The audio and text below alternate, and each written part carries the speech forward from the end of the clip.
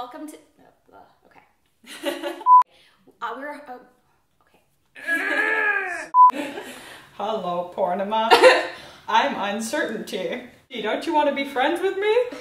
Not really. Come on, let's be friends. I want certainty. I want to know.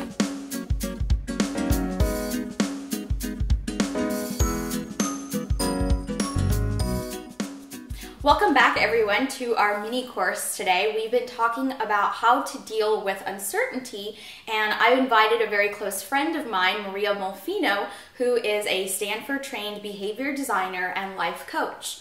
And I invited Maria because she actually helps a number of women who are busy professionals move from those periods of uncertainty to getting more clarity. So last time we spoke, Maria, we had talked about how there's a lot of times in our lives where we're dealing with a lot of uncertainty, and you mentioned that this happens when we no longer are in those periods like college or grad school where everything's laid out for us. And now we're transitioning to a period where we're just not sure. So I know when we're going through these periods of uncertainty, one thing that comes up often is, why do we feel so alone? Yeah, totally.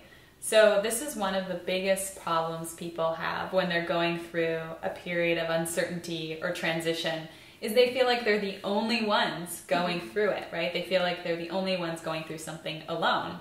And one of the reasons is social media has made us believe that everyone else has their shit together but us, right? Right. You go on Facebook, you go on Twitter, and everyone's putting their best foot forward. Everyone looks so put together.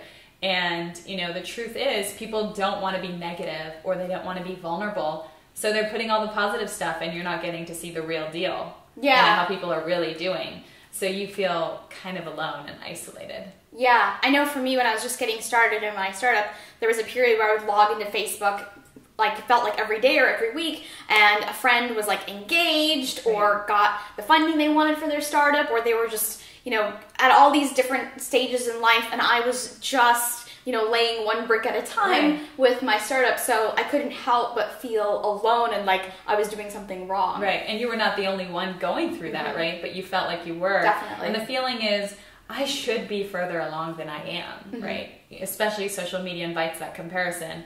And then you have this idea of, oh, I should be somewhere further along. And that's a big, you know, that's really, can be really destructive to have that thought through this comparison. Can lead to a lot of sort of dissatisfaction and sort of discontentment with your own life.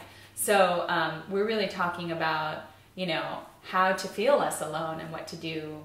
Yeah, so what do we do? Yeah, what can we do to feel less alone? What's the one thing you said that we can do? Yeah, I think the answer is quite simple, but so many people underestimate it, which is to find a group of kind, compassionate people that you can connect with who are going through the same thing you are. And this might not be your group of friends. You might have to look beyond.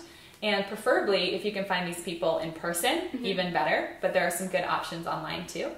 And the idea is to share stories and listen to each other as you go through uncertainty. So there's been a lot of research and many studies that have shown that one of the biggest predictors to health and well-being and happiness is social support, social connectedness, right? It's like a no-brainer, but yet when we feel that isolation, we don't know that that's an option.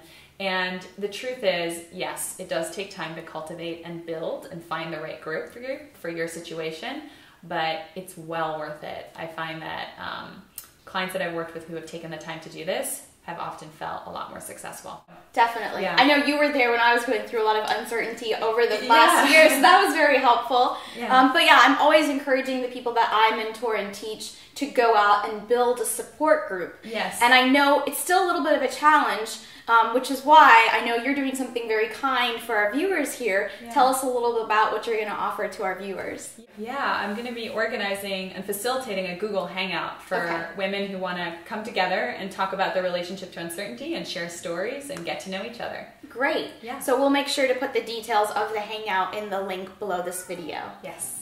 Wonderful. Well, thank you so much for telling us the one thing that we need to know to feel less alone and to get out and to meet more people. So now I'm curious about what the next lesson is going to be about. Yeah, so we started with the discomfort of uncertainty and how to sort of deal with that and explore with that. And then we moved into one thing you can do to feel less alone.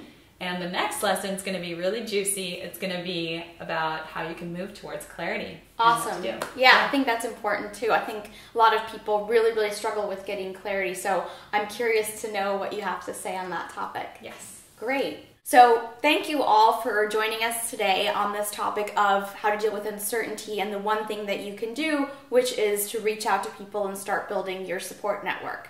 Now, if you are going through a period of uncertainty or you have a friend who is, please share this video with them and subscribe to Femgineer TV to receive our upcoming lessons on this topic. And if you want to work with Maria and participate in her Google Hangout, be sure to check the link below. So I look forward to seeing you next time. Thank you, Maria. Thank you, Poornima.